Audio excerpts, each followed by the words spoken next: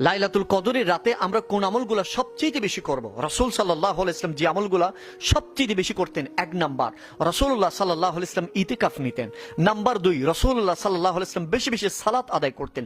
3 number, রাসূলুল্লাহ সাল্লাল্লাহু আলাইহি ওয়াসাল্লাম কোরআন তেলাওয়াত করতেন। কেননা আল্লাহর কোরআন বলছেন শাহরু রমাদান আল্লাযী উনজিলা ফীহিল কোরআন, এই কোরআন নাজিল হয়েছে লাইলাতুল কদরের রাতে। কোরআন নাজিল হয়েছে মাহ রমাদান মুবারকের শেষ দশকের লাইলাতুল কদরের রাতে। 4 নম্বর, রাসূলুল্লাহ সাল্লাল্লাহু আলাইহি ওয়াসাল্লাম বেশি বেশি জিকির করতেন।